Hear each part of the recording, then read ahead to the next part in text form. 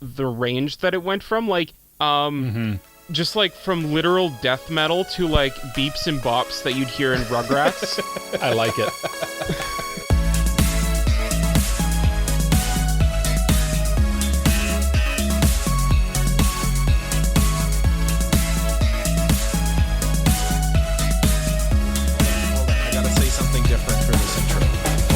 Mari Krombu chooms. My name is Cole. His name is Mike. His name is Jay. We like anime, and this is episode 42 of the Anime Protagonist podcast. And on this week's episode, we are reviewing. Okay, hold on. I told you guys before the show that I'd have a trouble remembering the name of this show. Cyberpunk Edgerunners. Thank you. Listen, I told you guys what I keep thinking of. I keep thinking of Psycho-Pass. I keep thinking of Blade Runner. So Psycho-Pass Blade Runner is what we're reviewing this week. But before we get into any of that, Jay, what's on your mind, Jay? I have a lot of things on my mind this week, actually, and thank you for passing it over to me. So I recently... Yeah, thank you. You're very welcome, Jay. Thank you so much. It's like we planned it out that way. Yeah, we totally did.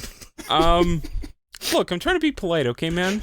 Hey, thanks for giving me a chance to talk on the podcast that I'm one of the 3 hosts on. I'm just trying to be polite, okay? But anyway, I recently renewed my library card, so I have been getting a lot of manga from the library, and I started with Black Lagoon, and I picked that up yesterday. I had to think about that for a second. And it is, let me tell you, I haven't read it yet because I've been so busy with other stuff. Sounds good. Jay, I gotta ask though, because you said you were going to talk about this on the pod. Yeah. And I saw an AniList that you read like 70 chapters of something. And I was like, why is he talking about Black Lagoon, which he hasn't read yet? And why doesn't he talk about the thing that he read like 70 chapters of? Yeah, well, I just wanted to bring up that I got a library card and that, it is in the doc that I was going to talk about it, and that is Neuro Rise of the Yokai Clan. I've read 140 chapters at this point, and let me tell you, boys, it is a very typical shonen action series, but it's very entertaining. I like it. I'd probably give it, I've been thinking about this, and I'd probably give it so far like a high 7, low 8 kind of deal, somewhere in between there.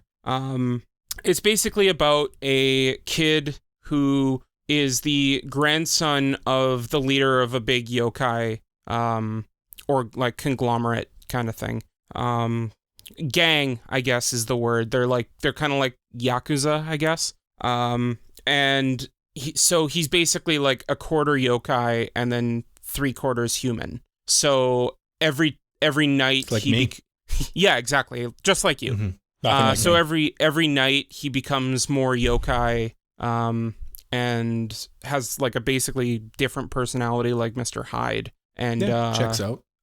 He's the next in line to become leader, so he goes through like a whole story to become the next leader, and stuff like that, and fights and things.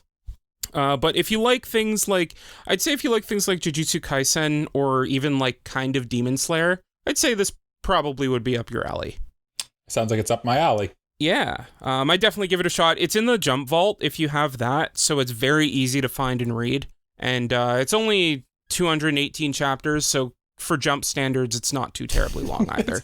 Are they pretty short chapters, or did you just spend like an insane amount of time reading this lately? I've been spending a lot of time reading it, but I'd say it's worth it. It's probably not like the best thing in Jump, but it's definitely worth a read. I mean, I could almost guarantee it's not the best thing in Jump, just because like Jump's so good, right? Like, yeah. Like some pretty fierce competition there, but yeah, and that's kind of by design, right? Like if anything's not like at least a 6.5 out of 10, then it's dropped immediately. Right, which is the quality you can expect from Shonen Jump. Yeah, and speaking of quality, Mike, what's on your mind? On my mind, well, it's fall time, guys. It's my favorite season. I'm liking it. It's true. Yeah. Okay. The leaves, they do be falling. They do be falling. They do be. The sweaters, they do be comfy. Mm-hmm. And they do be on my body. Mm-hmm. Not right now, though. Do. Oh, I just smashed things. I'm just T-shirt boy today. Yeah, T-shirt guy today. Yeah. I was going to actually dress up in honor of this anime as like completely all black head to toe. So cool. Well, I know. But we have Jay to be edgy for us, so Yeah, I've been rolling up my sleeves on my bomber jacket. yeah. I think it's a good look. Inspired by this anime that we're reviewing later. Yeah. I want to get like a big jacket with like a nice big like neon colored collar. That'd be cool. That'd be so cool. Yeah. That would be pretty cool. Also on my mind, I'm just baked a loaf of bread today. I just for the listeners, I like to bake bread. It's good. I like bread. Is it just like regular bread, or is it like It's Wonder Bread. banana bread? No, just loaf of yeasty, bread? delicious bread, white bread. Yep. Okay. Homemade Today's white bread. Homemade white bread, fresh out of the oven, nice and warm. You just take some butter, you spread it on there. You don't need anything else. It's perfect. It's all you Make a need. good grilled cheese with that. Jay, I just said you don't need anything else, Jay. But you could make a good grilled cheese. You could make it out, especially this one. I made it and it didn't quite, it's cold out today, so it didn't quite puff up as much as it normally does.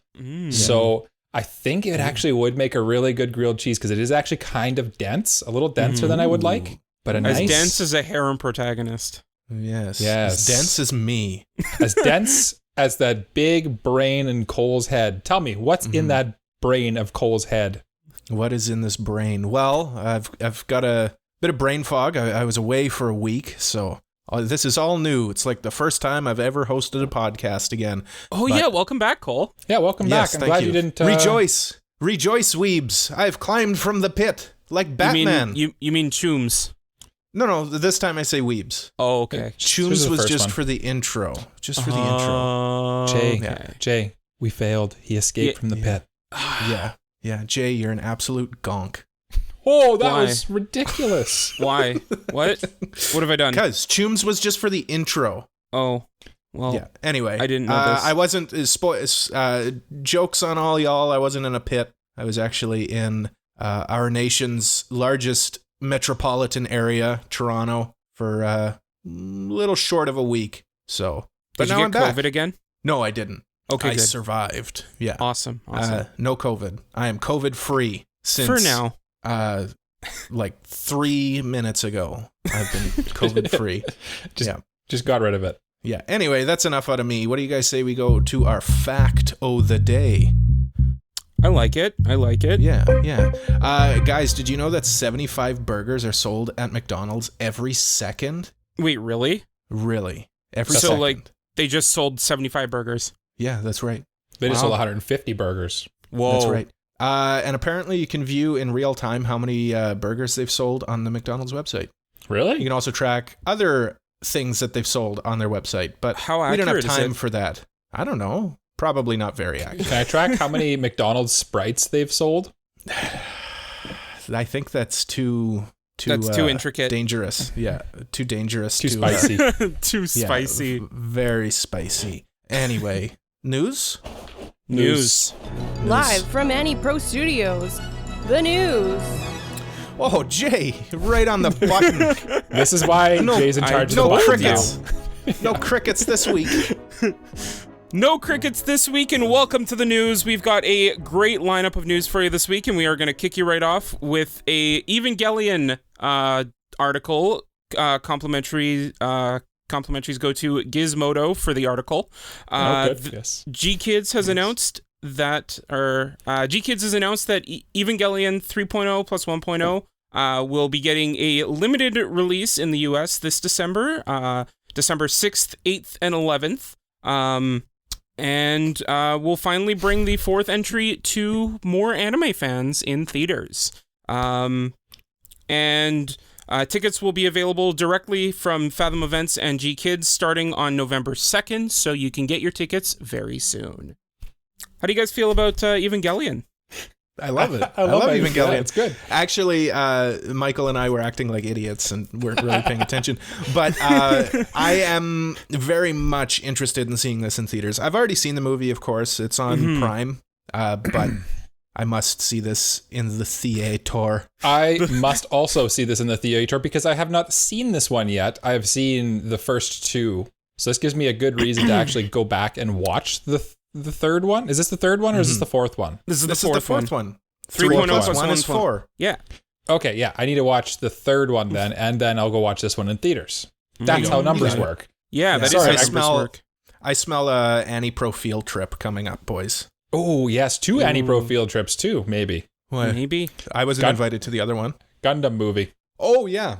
Yeah, Kukuru's Doan's Wait, Jay, Island. are you coming to that one? Yeah, I'll come. Gross. one of us had to say it. No, this is exciting, though. And it's a good time, too. It's the beginning of December. I like that. Yeah, I haven't seen any of the Evangelion movies, so Just watch the 4th one. It'll be very confusing for you. Yeah. As someone who's only seen like the first 15 episodes of the original Evangelion, this will be so entertaining for me. Man, there's like 5 more episodes of the anime to watch. Then you got to watch the end of Evangelion. Then you got to watch the Rebuild movies. So it's not that much. So you can easy. do it. Yeah, I can do it in one sitting. Maybe if It's instead not of that much.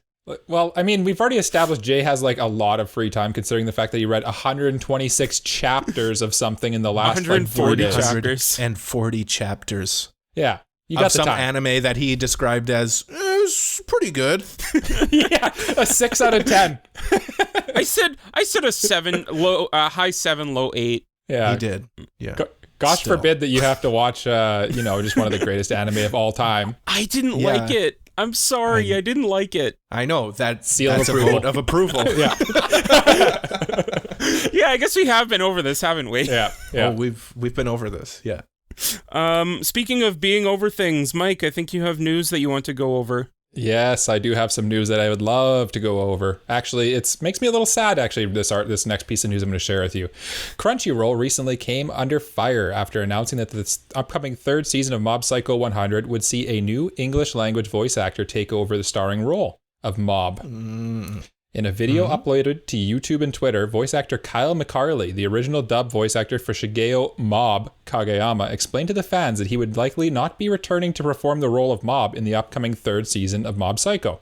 In the video, he says, "It has been abundantly clear to me that in the case of Season 3 of Mob Psycho 100, Crunchyroll is not going to be producing that show on a SAG-AFTRA budget," which is the Screen Actors Guild union that he's a part of.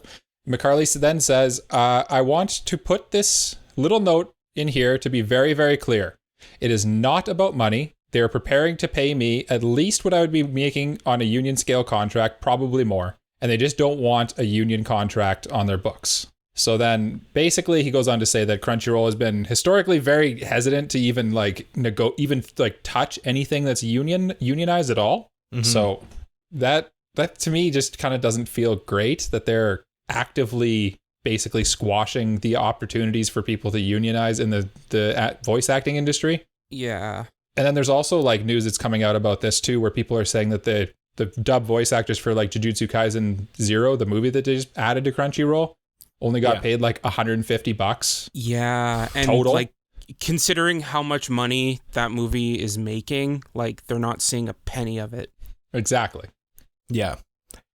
Yeah, not good news. That's sorry for the bummer there, guys. But don't worry, Crunchyroll responded with the following statement. Crunchyroll. Good. Oh, good. Yeah. It better bring everything back to how it should be. It sure brings everything back in some kind of way. Crunchyroll is excited to bring fans worldwide the dub for the 3rd season of Mob Psycho 100 Season 3 as a simuldub, the same day and date as the Japanese broadcast. That's kind of hype, actually. The dub's coming out same day. That's why they mentioned that. Yeah, that's why they mentioned that. Here's the good news. Now we're going to lead with just trail off here with some other bit. Yeah. We'll be producing. There was bad news here? No, Yeah. we're simuldubbing. Aren't you excited? Yeah, same day. But we'll be producing the English dub at our Dallas production studios, and to accomplish this seamlessly as per our production and casting guidelines. That's an important part there, casting guidelines.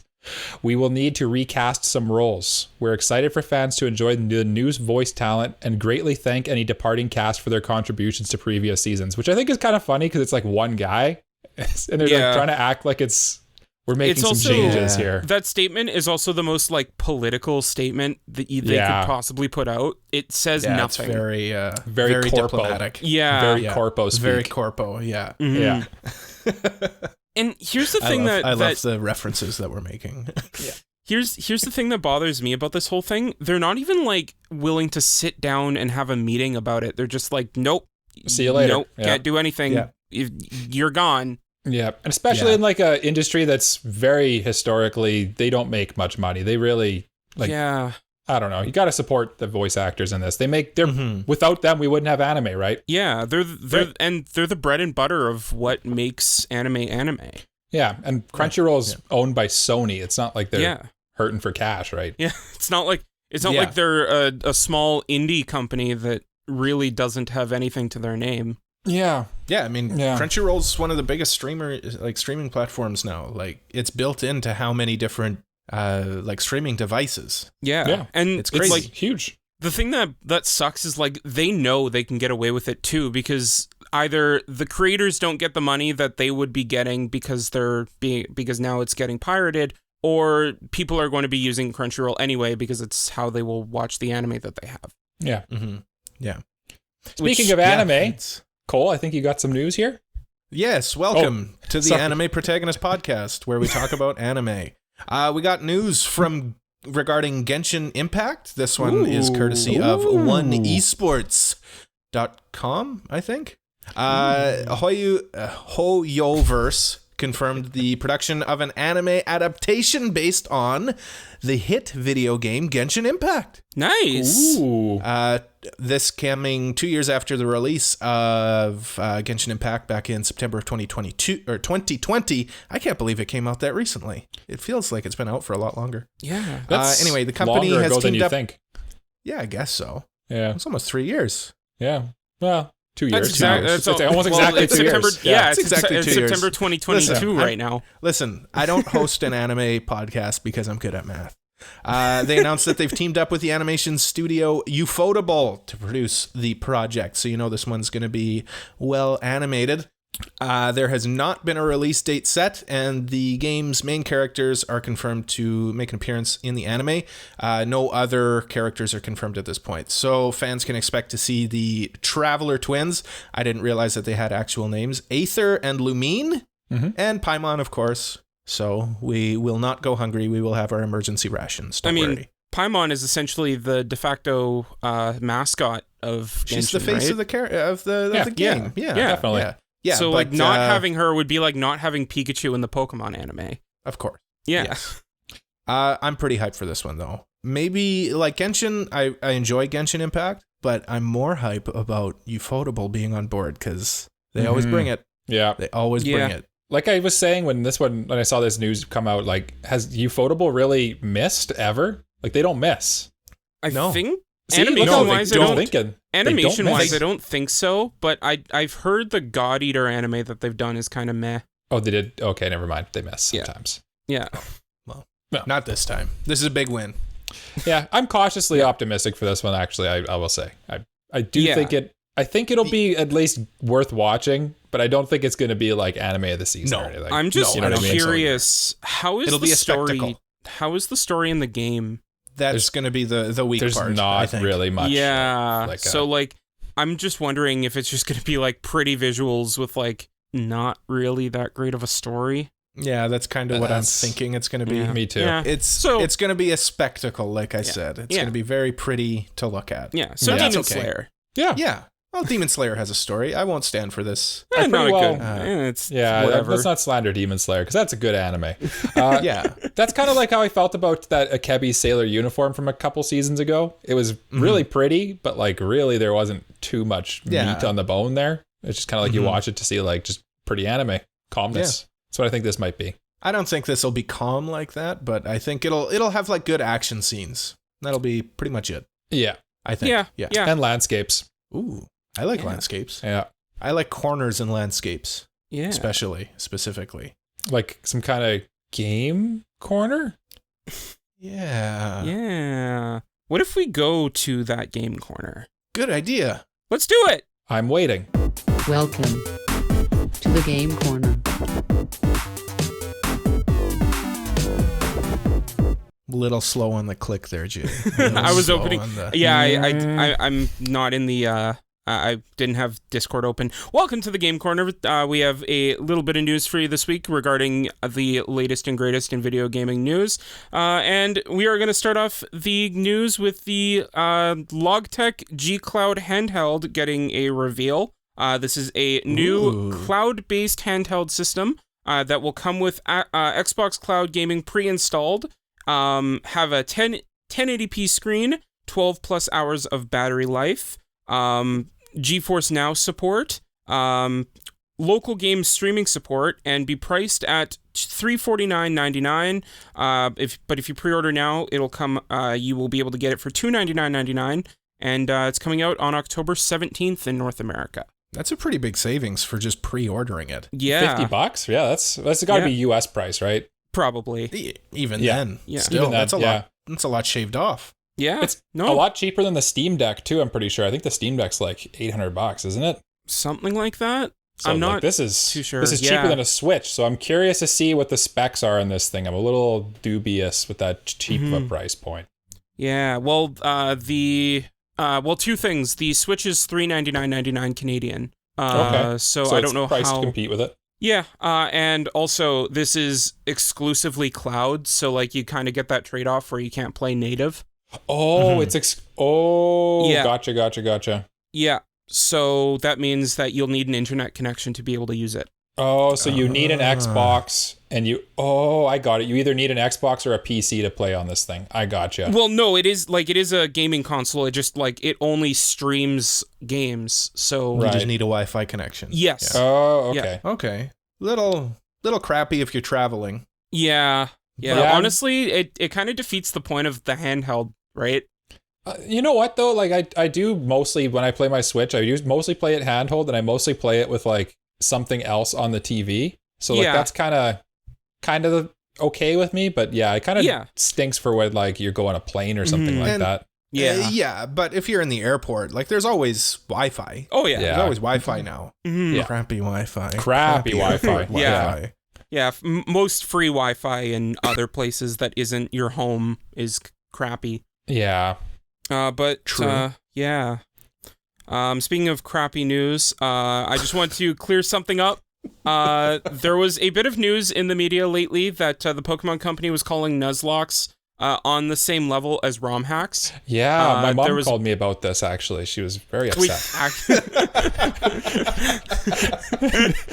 No, I just... Sorry, go on, Jay. Mike, have you heard the news? Can you believe what they said about ROM hacks, son of mine? Yeah, all over the news.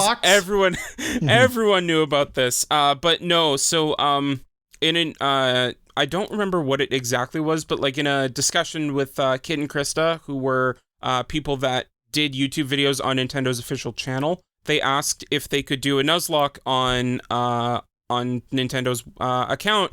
And the Pokemon Company essentially said, like, no, don't even ask that again. Nuzlockes are basically the same as ROM hacks. But what they meant, and it was kind of a misunderstanding between the two, is that they thought they were talking about randomized Nuzlockes, which means that every Pokemon is randomized. Well, that is a ROM hack, right? Basically. Yes, that's basically that is a ROM hack. Yeah, I'm struggling to even think of how a Nuzlocke is at all cheating. Yeah, no, it's not. It's not. It's not at all. No, it's just adding rules onto the game. Mm-hmm. You literally do nothing to the game except just like only choose certain choices, right? You just restrict your choices. You're not changing anything about the game, really. No. Yeah, you're just making it more difficult for yourself, kind of. Definitely a mistranslation then, I think. Yeah, mistranslation, misunderstanding. Yeah. And just wanted to clear that up because I've heard a lot of people talking about it and just want to make sure that everyone knows that it's not. Listen, we've all had people banging on our doors with pitchforks and torches, and they're asking, "What's going on with the Pokemon Company?" And How dare they? What's going on with your game? Why are you at my house? I just got out of a pit. Let me rest. Jay's gonna address it during his game corner. Yeah. Tune in. But enough out of Jay. It's my turn to talk in the game corner. Cole's Game Corner. Play the music. Welcome to the Game Corner. I was not prepared for that. No, that's okay. Welcome to my corner. I'm on the opposite end. Like if it's a boxing ring, Jay's on one corner and I'm at the other. Oh, are we supposed to fight over I'm dangling from the middle. Yeah, I just got a quick thing to mention about Cyberpunk, not the anime, but the game. It is back, baby. It's achieved the #1 selling game on Steam for this past week. It reached 1 million daily players for 7 straight days, and it reached its highest concurrent player count since January of 2021 when everybody sold their copies. It's incredible. I mean, this is basically a result of the anime and the hype that came out of the anime. Yeah, that's the only thing you can possibly use to explain this. That's the only reason this could be. That's crazy. Yeah. When I went, spoilers, when I went and rebought my copy of Cyberpunk, I'm like, the teller at the GameStop was like, it's great. Everybody's playing Cyberpunk. I'm like, yeah, I had it initially. Now I got a PS5. Play the drop. Oh, right. It's not on the soundboard. It's not in the soundboard. Oh, it's not? Okay, it's in the... Hold on, I'll put it in. Don't worry. No, it's okay. I got it. Thank you. I took it out because it was, but like the version you sent me to put on the soundboard is like 30 seconds long, so I was going to cut it down. Yeah, we're still going. It's still going. When I got the PS5, I wanted to retry it because now there's the next gen version, and I'm like, and there's an anime on Netflix from Cyberpunk, and the guy's like, oh yeah, it's great. Everybody's watching Cyberpunk. Yeah. Did you tell him? Hey, I have a podcast and we're going to review it. Podcast and we're reviewing it this week. Here's a card. Do you have any idea who we are? Yeah. Do you even know who I am? Yeah. We have fans, and they send us mailbag questions all the time. They sure do. They sure do. It's time for the mailbag. Hop along, children, and into my mailbag. No. We have a... Well, that's not very cooperative of you. Why are there all these sticky tissues in here? No. Mike, what do you do to your mailbag? That's newspaper. Why is it sticky? Dazed Bunny wants to know, out of all these things, what makes an anime the best to you? They don't want to know about anyone else. They want to know about you, Choom. Me? Yeah, just you. Wow. Here's the 4 things. You have to decide what's the most important thing to you. Animation, voice acting, the story, or characters. These are also, I think, like the standard things that come up when you do category scoring on AniList. I could be wrong, but I think that might be it. Yeah. It's basically my criteria for anime. Cole, go first. Oh boy. Over time, I mean, probably characters. I've really taken I've really noticed that the anime that I really enjoy are because I either relate to the characters or I appreciate the characters. So I'd probably say characters to make it a very easy answer. Characters for me. Yeah. I hear what you're saying. Jay, what do you think? I thought characters as well, and it's mainly because if you're telling a story, you'll be much more interested in it if it has great characters, but like a lackluster story, like slice of life anime, over a good story with like paper thin cookie cutter characters.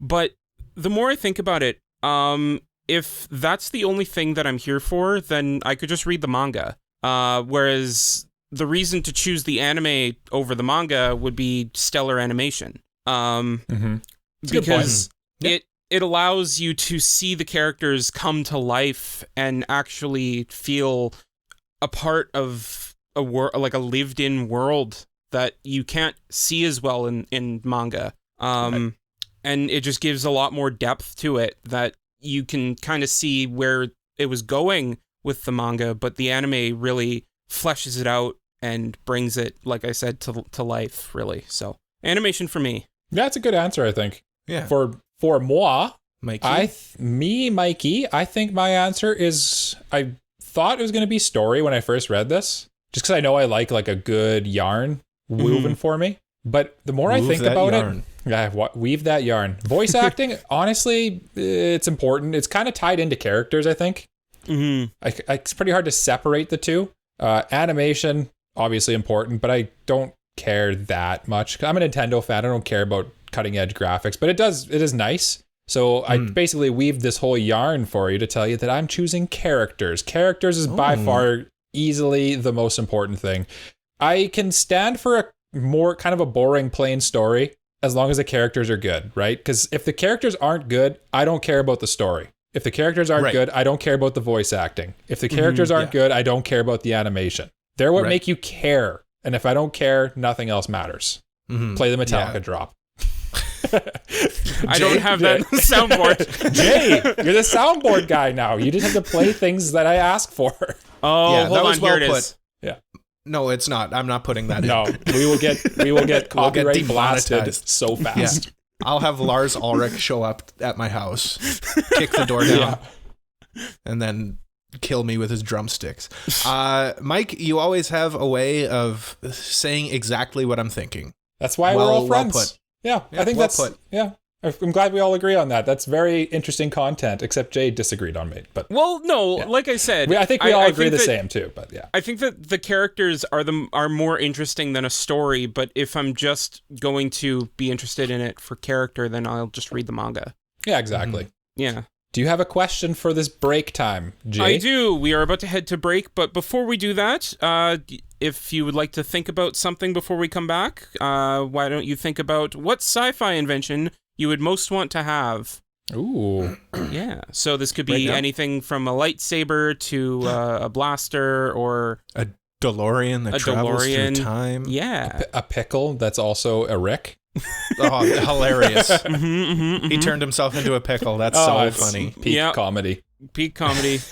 I don't get it, though. I guess I don't have the high IQ. You're just not smart enough. You have to have an IQ over 150 to understand this show, Cole. Yeah, Cole. I'm so mad. I gotta go reset. Let's go to up. Yeah. No, what are we doing after the break? Relax, Michael. We gotta go into a break properly. Yeah. We're gonna come back. No, after the break, we're gonna review Cyberpunk Edgerunners. Yes. Break. That's how you go to a break.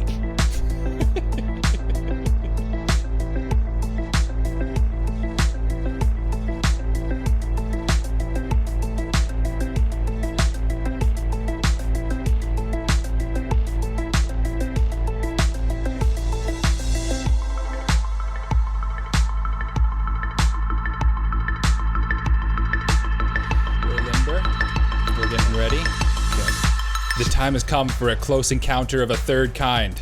A small step for V, but a giant leap for humankind.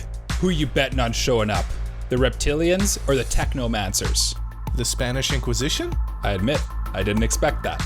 So wake the up, samurai. We have a city to burn. We're gonna talk some Cyberpunk Edgerunners today. I love intros where I have to bleep it out. Yeah.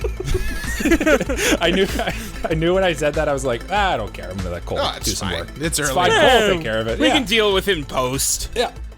So we are going to be reviewing, but mostly discussing Cyberpunk Edgerunners today. We're going to do the trademark signature Annie-Pro way, where we declare best boy, best girl. We're going to also rate it in terms of our patented Annie-Pro rating system, which is protagonist, supporting, background, henchman, or antagonist. That's Cole, would you like to do a better job of hosting this and explain this review discussion? There's absolutely no way I could possibly host any better than you, Michael, but I will try. What are we doing? What are we recording? A podcast. Oh, yeah, right. We're going to talk about the OPs, the EDs, and we'll talk about sound and voice acting and then the visuals, and we'll just give our general spoiler-free thoughts and who we'd recommend this to, if it's similar to any other shows, and then we'll give a big old spoily warning. And don't worry, we give you lots of time if you want to go back and watch the show. And honestly, this is probably a show at the spoiler warning, go and watch the show. I would say that's so my too. thing. Yeah. And then once we get into spoiler warning, then we'll go a bit more into plot and world building, characters. And then we'll say our best boy, best girl, ending thoughts. And then, we'll rate the anime like Michael said. Michael, you did a decent job. You know what? I shoot to be decent most of the time, so that's good. I'm glad I succeeded. You know did what, a decent boys? job, and I did a great job. And Jay, you did a good job. If I were to give you guys a character in the grand scheme of anime, I give you a protagonist. Wow. Appropriate. Yeah. That's cheesy as F. That's the name of the game, baby. Yeah. I'm done listening to your banter. Let's talk about the OP and the ED. starting with the OP. OP. Gentlemen, thoughts on this opening? Franz Ferdinand. Yeah, it's fire. This literally fire. Yeah, no, this OP was good. Go. Yeah, it was good. Oh, yeah. It's a good OP. I feel like this OP was a bit more like abstract, which I appreciated. Definitely some like foreshadowing in it. I really liked that. But I like how it was basically just kind of general shapes and colors, and it was just hype. It's just a hype OP. Yeah, it's kind of like classic Trigger, right? It's simple and stylish on the surface, and if you want to delve a little deeper into it, there's a ton of meaning packed into it. But like when you just look at it, it's like, oh, that looks cool, right? Yeah, and that's kind of the whole thing. Yeah. Initially, sorry, go ahead.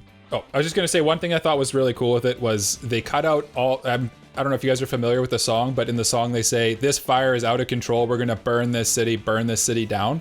And they made sure to cut every reference to burning the city down out of it. Yeah, which I thought was kind of like a cool touch, because like you're not taking the city. Yeah. No, the city will break break you. Yeah. Jay, what were you gonna say? Initially, I wasn't sure whether I would have liked the OP. It seemed very simple and just like, okay, we're just trying to get credits out. But as I watched the show, I realized how much of a simplistic way of showing how the main character progresses through the series it actually is. Because it really does show his progression from like the beginning to even really the end. And also just like kind of his headspace of where he is in the series, and we can touch more on that in our spoiler talk, but it did a really good job of like explaining kind of David's story, which I really liked. And just going back to the credit point that you made, like the implementation of credits in this OP too is really good, second to none. I'd say. It was just very interesting. It's just a very engaging OP. I wouldn't say it's the best OP. No, I was gonna say it's not gonna make my. It's not gonna make any of my playlists for OP. I don't think. I mean, like I'm not gonna put this one and just watch it. But yeah. Yes. Yeah. But you know what I would watch and was good, and maybe I stand alone on this one. What's that? The ED for this show. Well, I have an interesting little note written down here.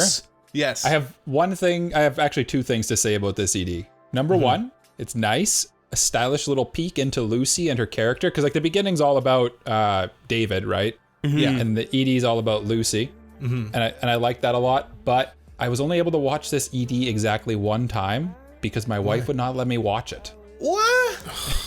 Mike, you really missed out. Why didn't you just like tell her, this is for a review, I need to watch it? Yeah, no, she wasn't into the whole, there's a lot of nipples in it. So I mean, she's like, we're just gonna skip that. So has she not seen nipples guys? This is the perks of having a wife.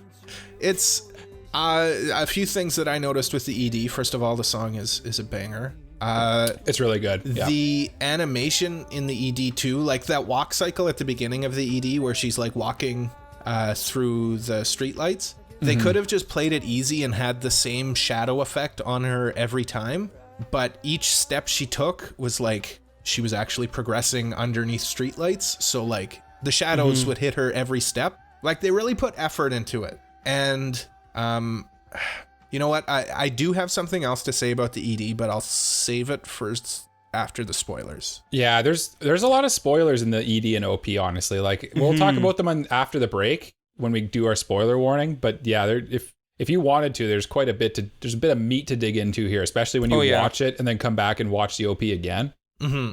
Yeah, but I really enjoyed this ED. Mike, what do you think of the ED having only watched it once? What stood out to you other than the nipples? Honestly, the one scene that I keep thinking back to is I really like the part, it's kind of I think at the very end of the ED where it's just Lucy sitting there and she's sitting up being like completely surrounded by Night City, and she's staring up and like it almost looks like she's trying to see the moon, but Night City's in the way of it. I thought that was like a nice little like perfect image to end on there, if that makes sense. Jay, what about you? Any other thoughts? Honestly, not really. I thought that the ED was okay, but it never really stood out to me much. Yeah. I thought that like having the show be bookended by both David and Lucy's stories was a really nice idea, and because that they and their relationship is like one of the biggest parts of the show. Oh, for sure. Their chemistry is great. Yeah. But we'll talk more about that in the spoiler character side warning. of things. Yeah. The other thing about the ED, maybe it played more to my liking. The color palette of it, of course, was like right up my alley with the purple and the dark purples and stuff like that. It was, I think this was an ED made for me. I'm the target audience for this one. You're the target audience of this show. Yeah. Spoilers, I love this show. Yeah. Sound off, boys. Yeah. And the sound and the music in this show are honestly, for me, what really makes this show so good. Top tier. Yeah. Yeah. They take the soundtrack of Cyberpunk, because that's where these songs come from, right? I'm pretty sure. Like most of these songs are just in Cyberpunk, which is probably why they had such like a diverse soundtrack, cast of songs to use. And they did the thing where they keep making songs like part of the show, and then like they make them motifs for certain things. And like the way that they use the songs in the shows will actually, the song will start off, for example, like there's that one song that you probably heard a million times everywhere on every TikTok and every video about this. I was actually going to sing it as my intro, but I can't sing it because it's way too high. It's okay. It's called I Really Want to Stay at Your House. Yeah. That song, they take it from being like a nice, awesome, like little, like kind of groovy party song almost. Like it's a cool, like synthwave song. And just through context and when they use it in the show, they slowly transform it in your mind into like this melancholy, like I played it for my wife earlier today when I was editing a TikTok for our Annie Pro TikTok. Follow our TikTok. And I was playing it and making her listen to it, and she actually started crying just from listening to just the song, which is like telling you how powerful the sound design is. By the end of the show, the song like breaks your heart. It's the sound design in this is good. I mean, and of course the guns and the explosions and the blood and guts sound effects. Trigger had those already though. Trigger was ready for those. Yeah. And the zany sound effects, classic Trigger, the slide whistles and stuff like that. Yeah. Oh yeah. It was definitely a Trigger show. Yeah, definitely a Trigger show. Little peek behind the curtain here too. This anime was made perfectly for Cole, but it was also made perfectly for Mikey because he loves him some Trigger. Yeah, Jay, as the resident non-Trigger fan. yeah. Sound effects. So I mean, most of the sound effects, like it sounded pretty good. I didn't have any complaints with it, at least. For the soundtrack, I have a couple of notes from this, and I just thought like it was absolutely bonkers with like the range that it went from, like just like from literal death metal to like beeps and bops that you'd hear in Rugrats. I like it. Like there's this one song at the very beginning of the show like you'd hear in Rugrats. I was literally like, I feel like I've heard this in Rugrats. I don't understand why that was what came to my mind. And I'll play it for you if I can find it later. But like the initial thought was Rugrats. But like the shooting sound effects, the blood splatter and all that, it all sounded really good. And I mean, there was never a moment where I was like, yeah, that sounds weird. Yeah. The sound design is super polished. Yeah, absolutely. Another important aspect of sound is voice acting. I know Jay and I watched this subbed. Michael, question of the week when we do a review. Did you watch this subbed or dubbed? I watched this one dubbed, but I did my usual flip back and forth. And honestly, having listened to like a solid amount of both, they're the same. They're equal quality. Like I have seen people say that they prefer the dub, which is probably the first time I've ever seen an anime where people say, you know what, I like the dub more. Honestly, I've seen quite a bit of that actually. That doesn't really surprise me because it is at the end of the day a Western property, so it's made with the like Western voices and all that in mind. I think kind of it. I was thinking about it when I was picking which one I wanted to watch this in, because like I said, they're equal quality. They're both good. You're going to have a good time with either of them. And when I think about it, I think this show's meant to be watched dubbed because, listen, hear me out on this one, guys. Yep. The OP and ED are both completely English. Most of the songs in this show are English. Most of the characters' names are just English names. Mm-hmm. Yeah. Davido. Yeah. Davido. Lucy. Yeah. I don't know. I just think it works better in English. Honestly, this is probably like one of the shows where I would just say, like, there's no wrong answer, period. Guys, and that's coming from me. Like, I'm a purist. What if, and just think about this for a second, what if Cole and I were the ones that watched the dub? Ooh, Jay, did you watch the dub? The Japanese dub. Oh. Oh. Well, yeah, okay. I see what you're saying. I really like the Japanese voices. I mean, Rebecca was played by a pleasant surprise. Rebecca was played by the same voice actor as Foss from Land of the Lustrous. What? Tomoyo Kurosawa, which is one of my favorite voice actors. There you go. I've talked about her before. She's probably one of the most talented voice actors. Underutilized, and she had a few good noises. Yeah. Once I knew it was her, then I'm like, oh, okay, yeah, that's her. I did write down that Rebecca stood out for me as a voice actor too. Yeah, I've heard Rebecca's English voice, and yeah, it was really good too. Like, honestly, I wouldn't say one's better than the other, like you said. No, Mike. and it's weird too, because when you like flip back and forth between them, they did a really good job of matching voice actors. Like, it honestly just sounds like the same person just speaking another language for a lot of them. Well, I mean, A, Western property, like Jay said, and B, Netflix budget. Like, they obviously took the time to do this properly.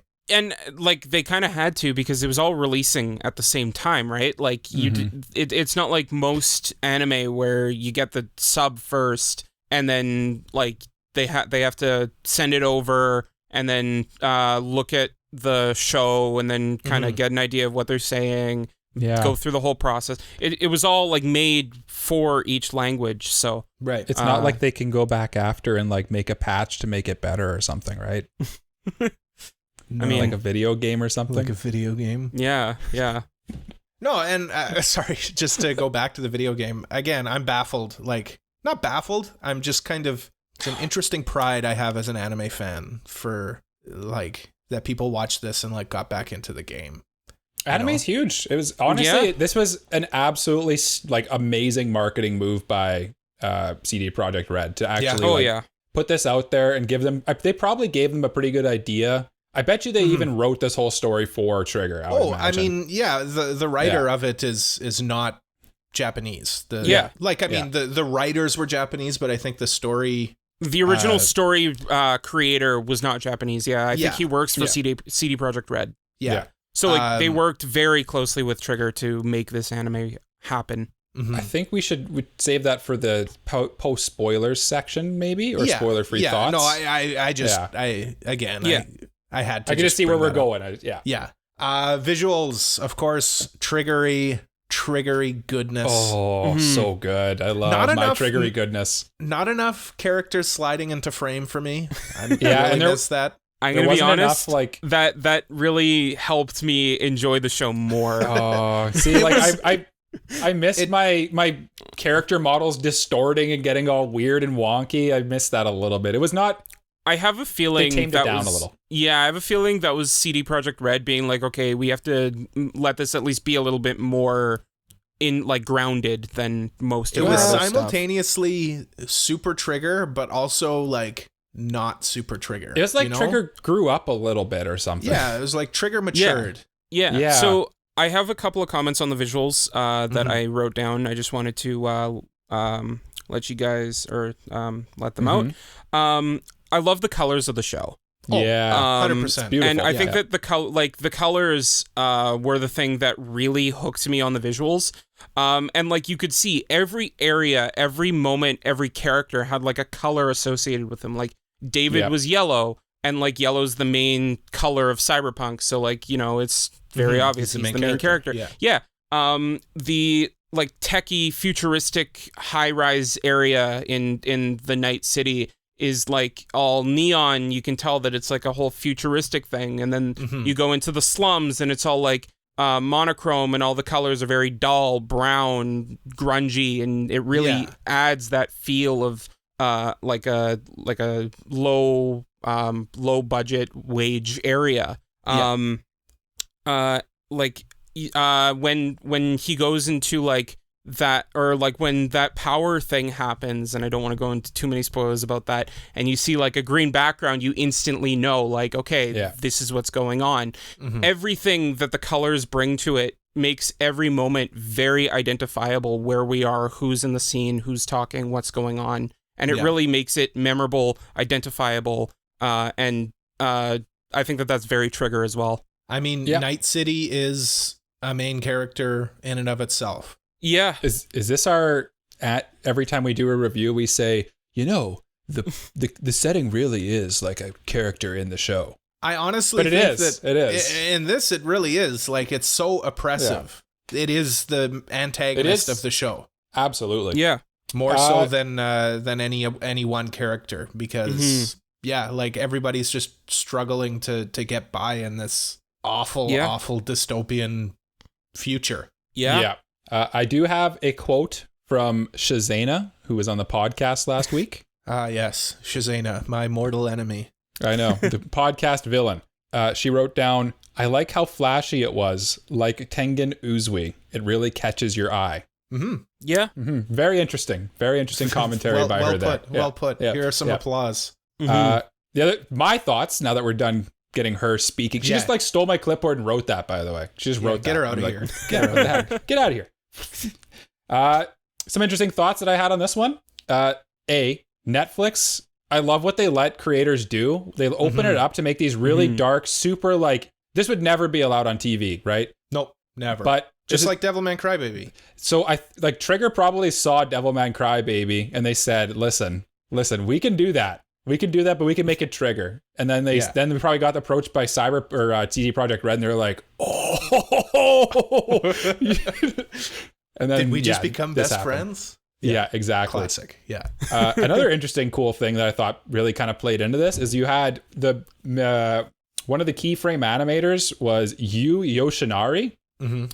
He was the guy who did Gurren Lagann and Evangelion. He was the mech designer for Evangelion. Mm-hmm. And I think you can kind of see it a little bit. Like the cyberware in the show kind of like looks Ava and E a little bit. It has like those kind of like the parts and stuff like that, and lots of lines and stuff. It's kind of neat. And then there's a lot of really beautiful shots in this show. But I did notice, and I feel like we'd be remiss to not mention probably maybe the worst thing about the show right here is that there are a lot of shots where they kind of save budget by just kind of panning on like the same thing, or they'll just have like a loop of something, and it kind of took me out of it sometimes a little bit. And there was they did a good job of it. Like it wasn't too jarring, but yeah, go ahead, Jay. There was one scene in the anime, now that you mentioned that, where like it was frozen on David's face and there was just a whole conversation or something, and I was like, did Netflix freeze on me? And like I think that one might have been intentional, though. Going to the video bar. Yeah, if it's the part that I'm thinking of, I sent a meme in the Discord group. Okay. Can you quickly pull that up and tell me if that's the scene that we're talking about? Where did you put it? In Meme Mill. Come join our Discord, everyone. It's near the end when he's sitting in the car. Yeah. Yeah. And he's all not like dirty. That one, no. No, not that one. Because if we were talking about that one, like that's purely intentional. Oh yeah, that's intentional. But no, it was a different moment. I think it was like his profile or something. I don't remember it exactly. Yeah, that's the one I was thinking of, Jay. I'm pretty sure it was just like him just like sitting there like staring at something. But it froze, or like it froze on that for a long time while there's while there's dialogue going on. And I'm just thinking, like, did my Netflix freeze? And so, like, I checked the video bar, and it was like, it was all going, everything was working, and I was like, no. And then, like, something moved in the background, and I was like, okay, it was intentional. If it's the one I'm thinking of, Shazana literally, like, turned to me, and she's like, did it freeze? Like, was it good? Because it was, like, kind of, it's almost a little jarring sometimes. And I know why they do it. They do it because they wanted to make the actual action, like, so bombastic. Oh, yeah, absolutely. Right? But it's just sometimes a little too, like, on the nose. Too much. You can tell. Yeah. You can tell. You're like, oh, this is where they're saving budget. And I feel like when you're doing that, it should feel like, at least that they're trying to make it work while still saving the money. Yeah. Well, to play devil's advocate, I didn't notice. Really? I know. Yeah, that actually surprises me. That surprises me too. I felt like this show moved at such a fast pace that it does. We'll get to that. If there's any moments where nothing's really happening, I take that as an intentional.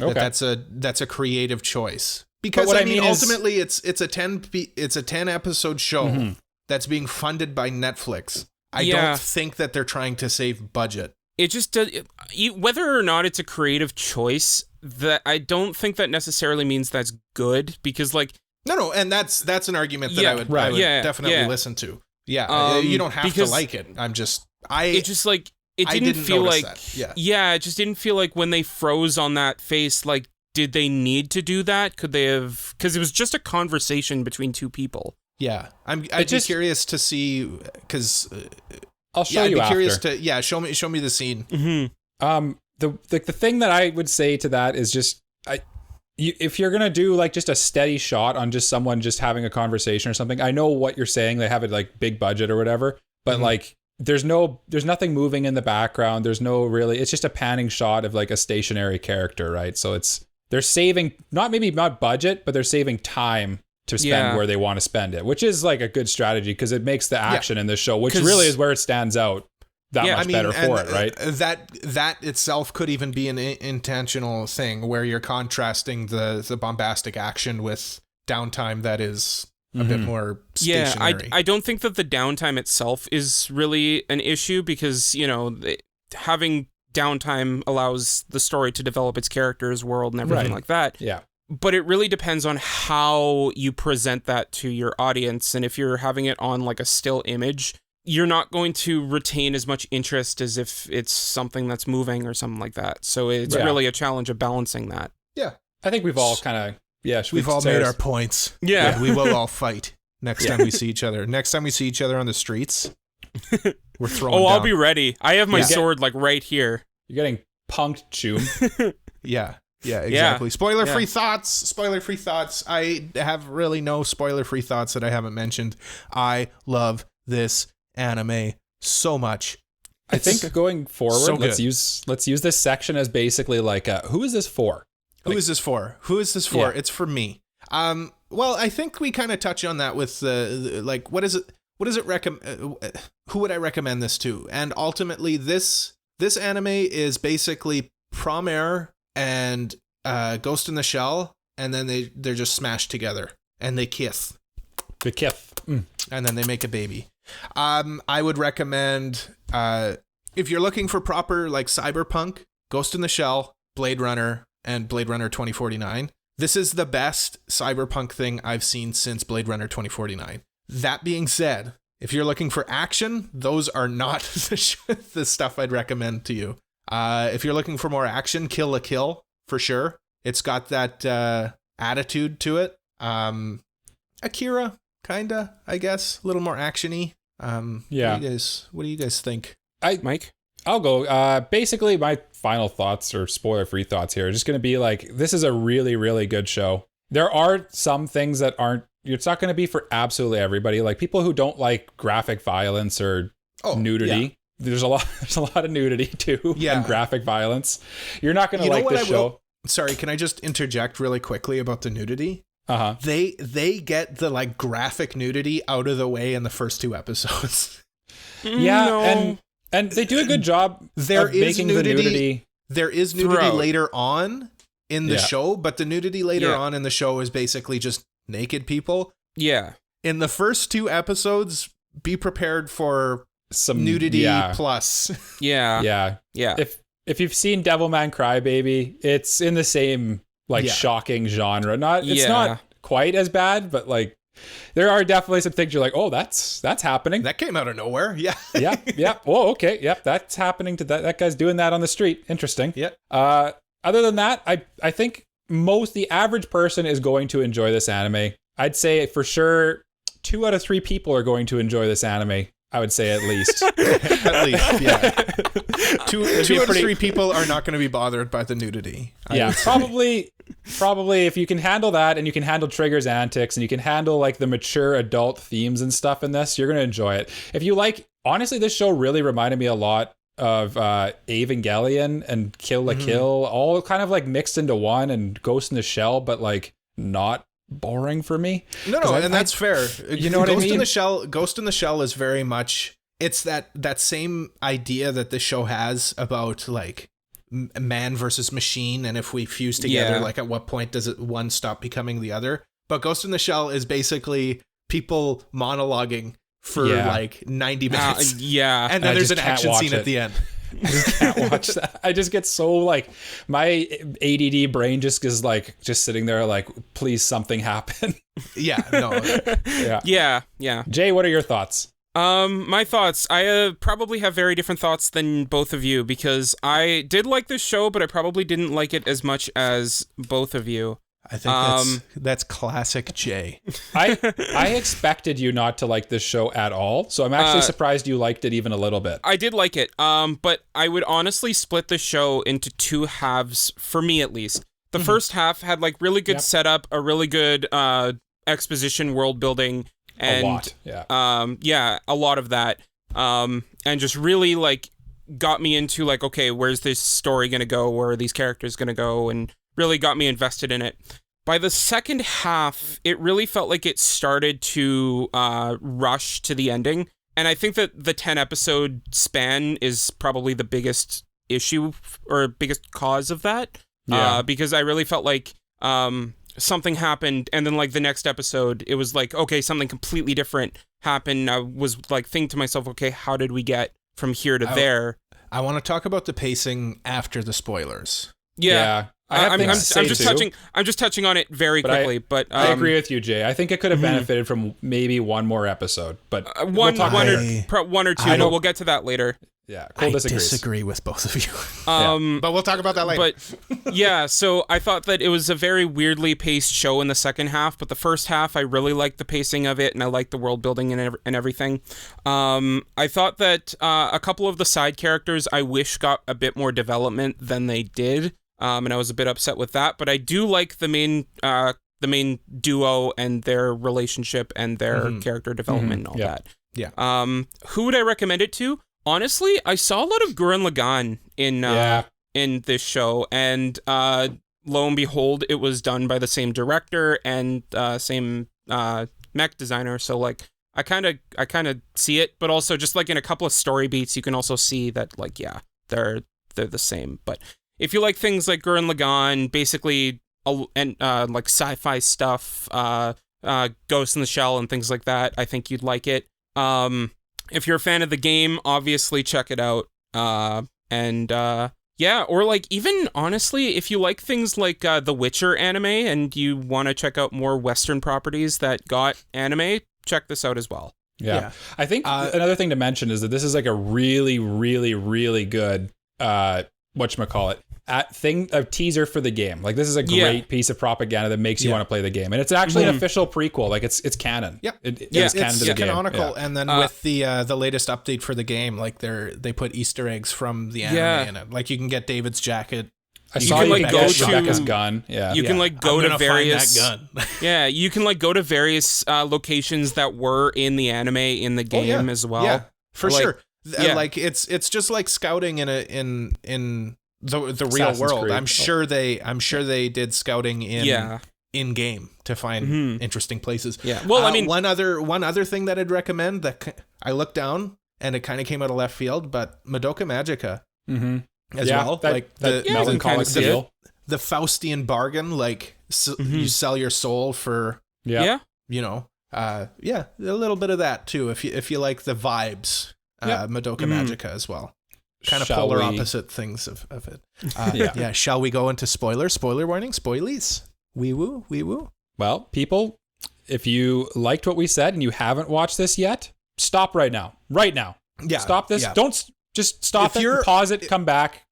If you're on the fence, like if you're one of those, like I'm the kind of guy who doesn't care about spoilers, you'll get a lot more out of this show spoiler free. Like if you don't know what's going to happen. Yeah. And I honestly like this show, it kind of broadcasts what it's going to be right from the beginning. So don't think you know what's going to happen, but honestly, just watch it and experience it on your own for the first time. You still have to go for the ride. Yeah, exactly. The ride is worth it, and it's worth not knowing the ride. So stop here, come back in about 3 hours, and listen to the next part. We're going to talk some spoilers. Let's talk the plot and the world building of Cyberpunk Edgerunners. Let's talk about it. First plot point is David's mom dying, getting introduced and dying in the first episode, and it being so like nonchalant, like it's just your mom's dead. Yeah, and like they don't dwell on it really. Yeah, I found that interesting. I mean, by the end of the show, you really get a sense of like what his like. It makes you sad thinking like, what would David's mom have thought of him by David's end? Yeah, which is kind of sad. I have an interesting take on that actually, because once you get to the end of it, I think when you look at David and when that happens, when he sees his mom die, and it's so meaningless and like pointless, and like how little the city cares about his mom dying, and they literally like people come and try to like the ambulance comes or whatever, and they'd see, oh, she's not worth saving, and they just like take off.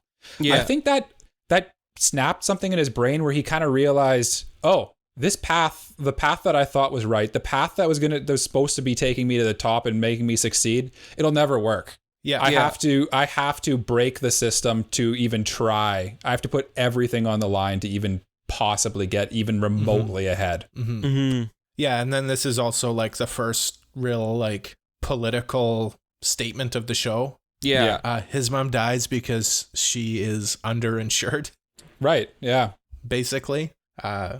Yeah, it's a very heavy sentiment when you think about it. But I love how the show kind of, even though it's a very heavy sentiment, it's not really dwelled on.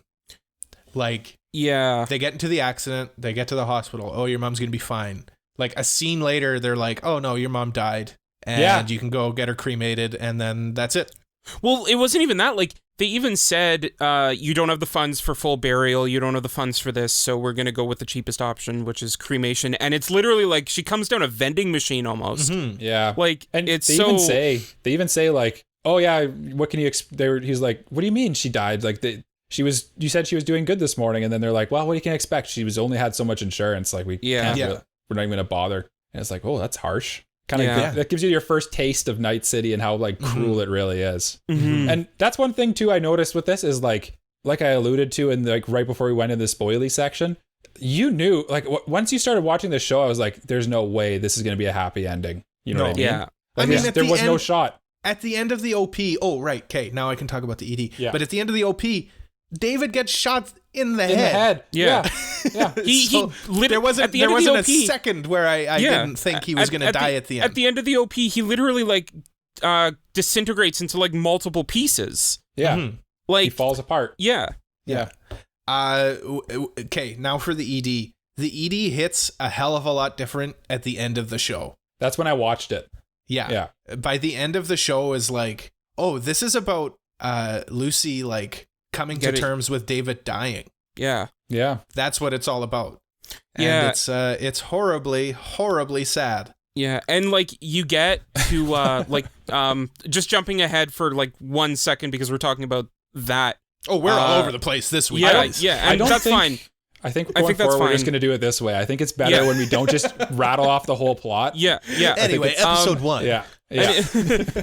So just like her on the moon, and then she sees David like freaking out about it, and that got me. Oh, for sure. How could it not? Yeah, like despite the fact that I thought that the second half was like David levels of speed.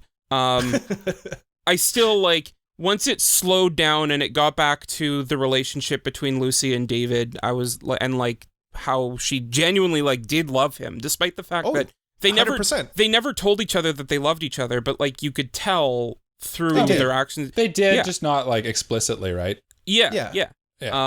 And also like neither of them were the kind of person to really say it. Yeah. You know? But like just seeing him, and like this was him like when she first met him, so like just when he had the he was just a spine. Kid. Yeah. Yeah. I noticed so heartbreaking. Tears, boys, tears? No. No? Really? No tear counter for Jay? No. I don't think I actually shed a tear in this one. I did get a misty eye a couple times, but Cole? Did Shazana? Well, I think so, but she also cried. She cries every time I play that song, so like I'm going to say yes. No, I didn't cry.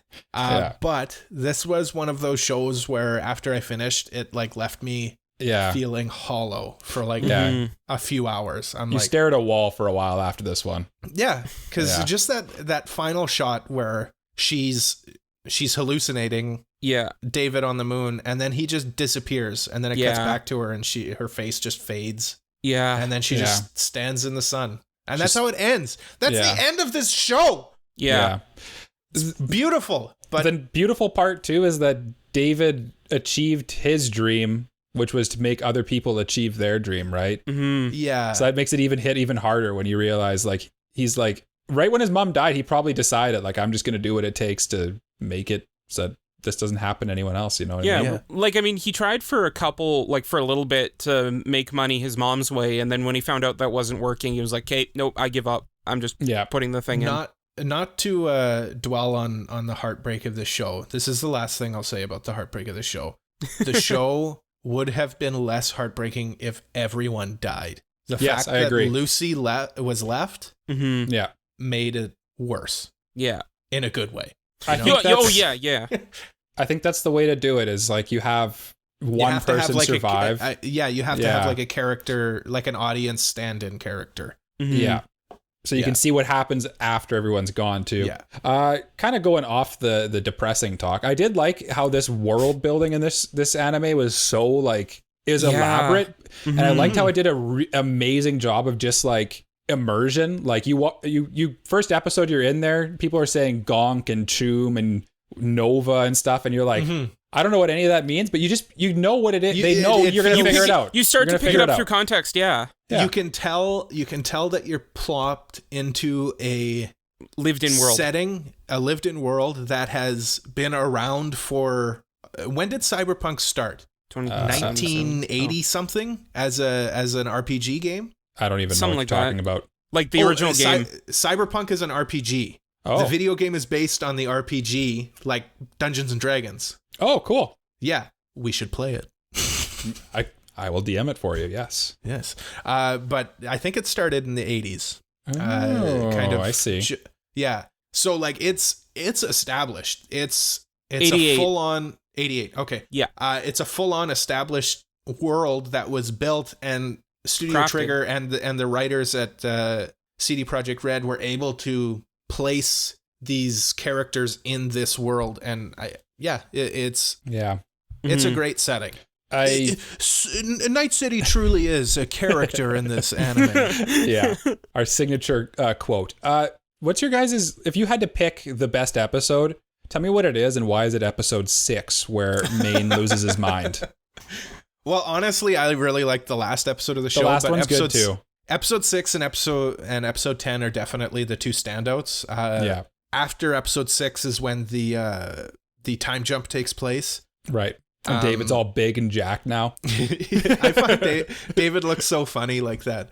He's just like this little head on a big body. It's so funny. I think he's supposed to, though. I think that's part of it. He's supposed to look ridiculous. Yeah.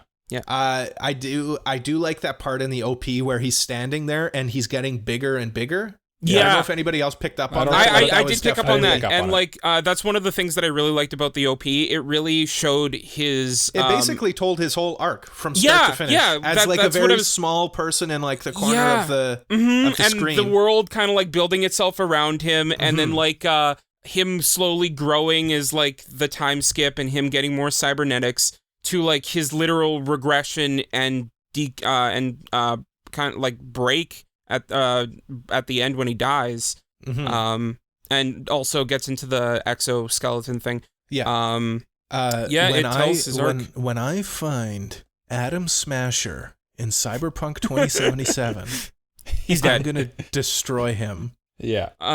So my favorite episode of Cyberpunk. Right, that's what we were talking about. Yeah.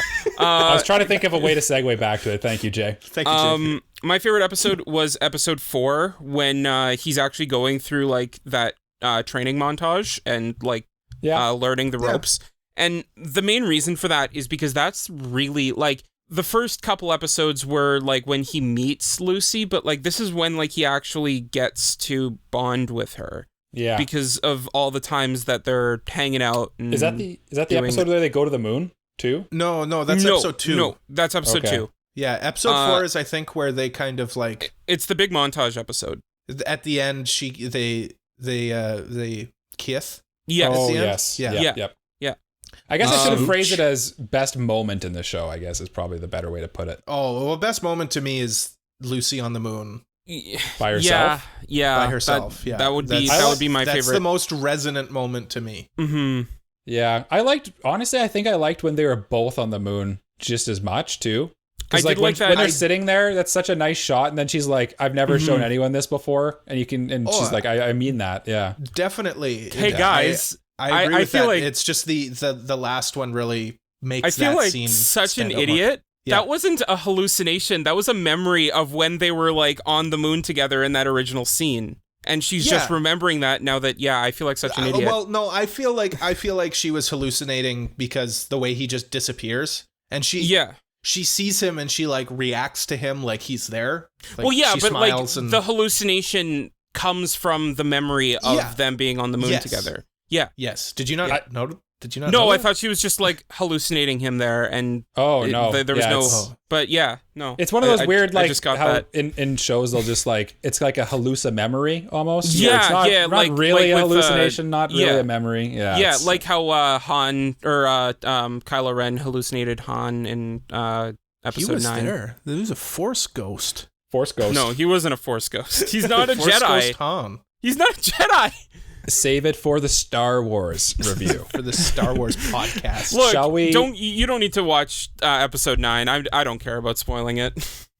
Shall we segue into characters? Oh, Cole, you didn't say your favorite moment. Oh no, you did. I did. Yeah, it's the moon. It's the moon. I can't remember.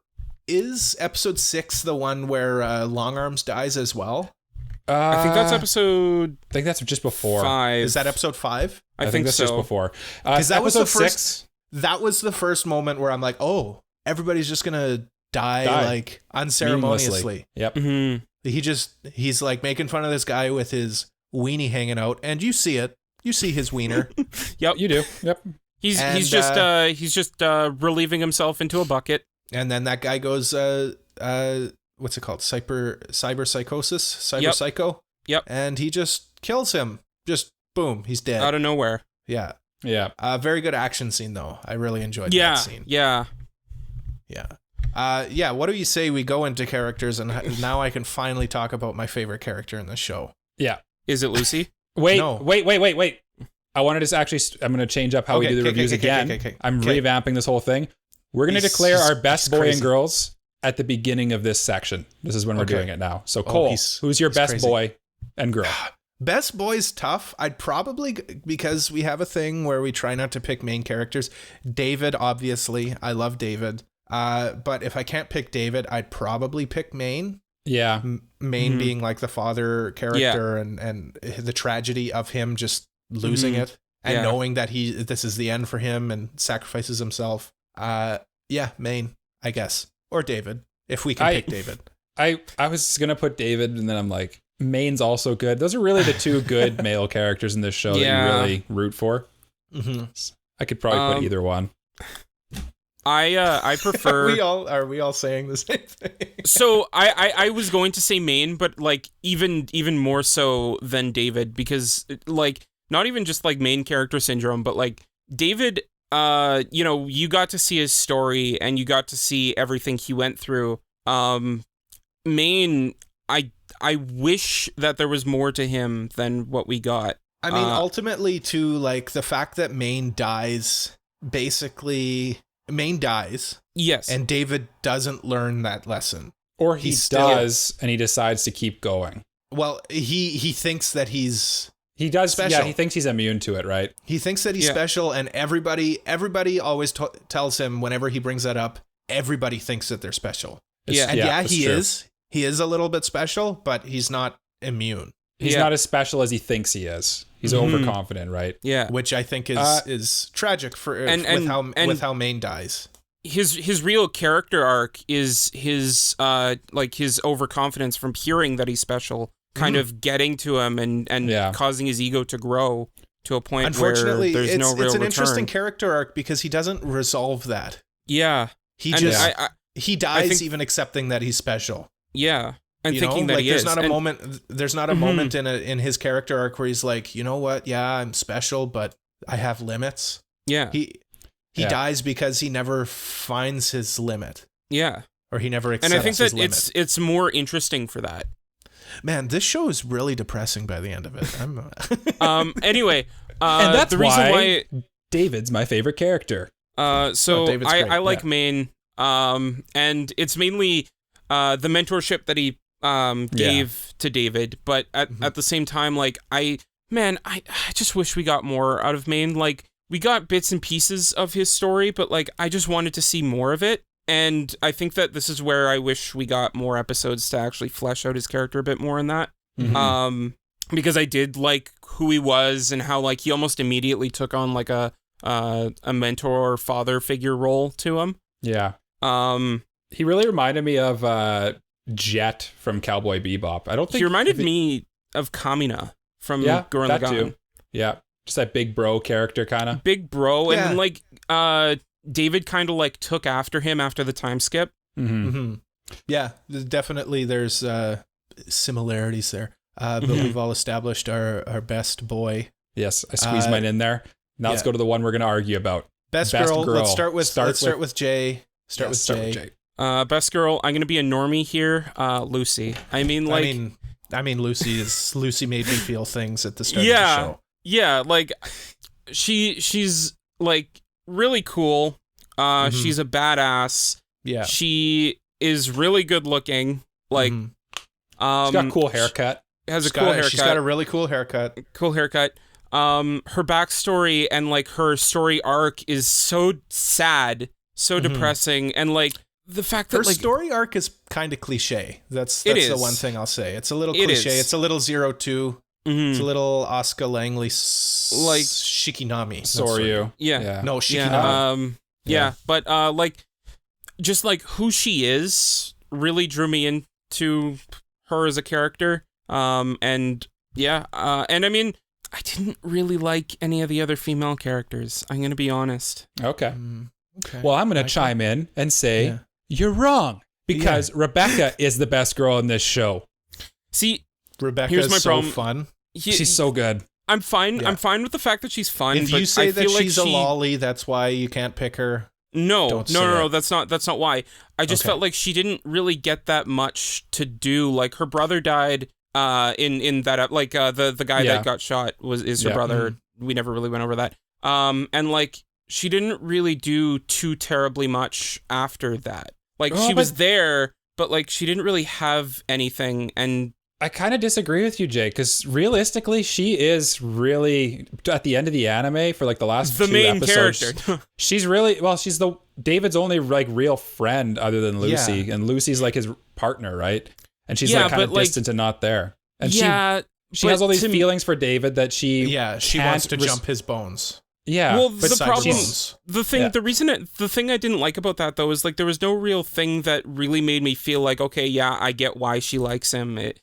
It's just like, oh, he's the one guy there that like she can jump on, like she can be with. So sure, let's pair them together. It never really felt like, okay, yeah, I get why she likes him. Yeah. And that's kind of, I think, where we were saying earlier, I think this anime could have like, it just felt like it needed like 10 more minutes somewhere. You know what I mean? It needed probably like another couple episodes for me at least. Oh, I don't know if I agree with that. Just to flesh a bit more out. There's a common complaint I saw online too, is that it needs a little more time to develop some characters and events. I know that I'm in the minority in saying that this show wasn't, it was perfect in terms of the length of it. It really felt like a fever dream by the end, and that really led to its craziness by the end. Like it felt like you're just holding on. Like, oh my god, this is so fast. Which is what I liked about it. That's what I like about Trigger in general, is it's kind of like you're just along for the ride. You just kind of accept it. You're immersed in it right from the beginning. You just kind of accept it and just get carried down the river by Trigger. Mm-hmm. And I think that's just kind of why I don't like Trigger, because like, I don't know, I feel like it can get a bit too zany for me. I understand the appeal of it though, and I understand why people like this. Personal taste, right? You know, yeah. Sorry, let me officially say that Rebecca is also best girl for me as well. Like I said, she's the most fun, she's the most interesting, and she did not deserve to die the way that she did.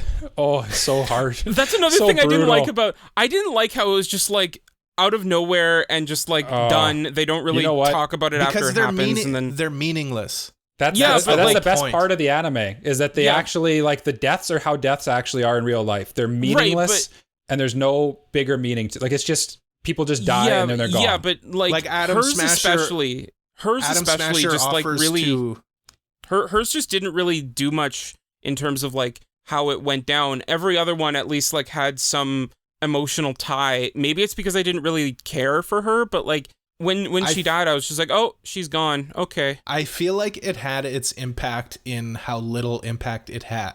Yeah, and then they take the time to because it's like stop. Holy shit, she's dead. And that's it. They take the time to stop and like show her like just crushed corpse too, which is I feel like even more makes like really emphasizes the brutality of it, right? Is like someone just crushes you and you're gone. Yeah. I mean, I don't know. Smasher, maybe it's just not. It was just my lack of attachment. Sorry, go ahead. Adam Smasher. How many times can I say that in 2 minutes? Offers by the end. He offers David. He's like, like you could live and like. You have potential, and he's like, no, and he's just like, okay, I'll just kill you then. Yeah, like sure. It's just nothing. The world is so unfeeling, and yeah, I mean, for better or worse, that's it's a very important part of Cyberpunk. And see, like, even quickly run down everybody's best boys and girls. Okay, my best boy. I am unable to pick between David and Maine. Jay, best boy, Maine. Mike, best boy, Mike. I mean David. My best girl. Boy. My best girl was Rebecca, correct choice. Jay's best girl was Lucy, also the correct choice. And Mike's best girl was Rebecca. I'm sorry, Michael, you lose. Yes. Now, is there any other characters that stood out to you? For me, Kiwi stood out as an interesting character, cool character design too. Kiwi was a tragic character by the end too. Like she was just trying to live and like everything just caught up to her. I don't even think of her as like a villain at all. I think that that's just the kind of people that this world produces. She was just kind of a mercenary. Yeah. Like she had no emotional attachment to anything. It was just kind of. And she knew she was like kind of screwing them over, and she's like, but she just had to do it. It's just like you said, the world that she's living in, right? That's how you survive. The doctor guy kind of stood out to me too. I thought he was funny. I don't know what was his sub voice like, because in the dub he's just like a Jamaican accent almost. Oh, he's really just funny. Crazy old dude. He's just a crazy old dude. I like the like videographer guy. I can't remember what they're called in Cyberpunk. The guy who like makes the snuff films essentially. Oh yeah. In like he was a pretty short-lived character that was interesting, and again another one of those characters that told David like everybody says that they're special. Yeah, a BD brain dance. Yeah. So I felt like he was an important character that wasn't in it for very long, but was important. Yeah. He's just, like you said, another person who kind of tells David the truth, really. And he just doesn't listen to it. Oh, David's mom, for her fleeting, like, moments in the show was a very good character. I liked her. Yeah. I genuinely forgot about her, but I think that she was a very, like, probably one of the most important characters to David. Oh, for sure. Because I feel like if she were alive, he would have come to his senses that like he's not as special as he thought he was much sooner. Yeah. Well, he wouldn't have fallen down that rabbit hole. Like Michael probably said, that not. Was the catalyst that pushed him down. Yeah. But what do you say we wrap up this review with our ratings? Ratings and final thoughts. Let's do it. Ratings and final thoughts. I'm not going to beat around the bush. Protagonist for me. Yeah. I feel like, honestly, we've said enough at this point. It's a protagonist, easy. I feel like this is probably one of the best shows to come out this year and one of the best pieces of cyberpunk media in years. This one came out of nowhere for me, and it probably is going to end up my anime of the season, honestly. And I've seen arguments for anime of the year. I could see an argument. Yeah, I could see an argument for it. Here comes Jay with antagonist. Jay, what did you think? Okay, I'm not giving it an antagonist. Jay, what do you think, Michael? I'm gonna go with background character. I'm going with background. Yeah. So, as we artificially try to get Jay to hype up his rating. So that's fine. Probably henchman. I did enjoy it. Like I said, the first half I really did enjoy with all the setup and all that. The second half, it just felt like things came up so quickly. Like after Main died, and really like it didn't give us enough time to go from like up to like Main starting to get cyberpsychosis to getting cyberpsychosis to dying. That felt a little quick. And then right into the time skip, David taking over as the leader, getting cyberpsychosis, then leading to his death. Yeah. That felt a little bit quick as well. And then just kind of like the backstory with Lucy and what she was doing in the background. I feel like that. I wish that could have gone a bit fleshed out.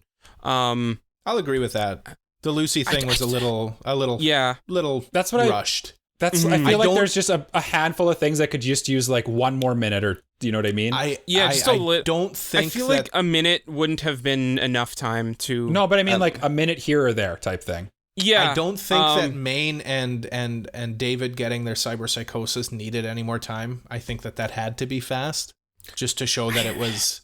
That's how life goes sometimes, right? Yeah, I mean, and like, what do you need to know? Like, they're full of. We know that cyberpsychosis is a result of them getting too many cybernetics. They have a bunch of cybernetics. They're getting cyberpsychosis.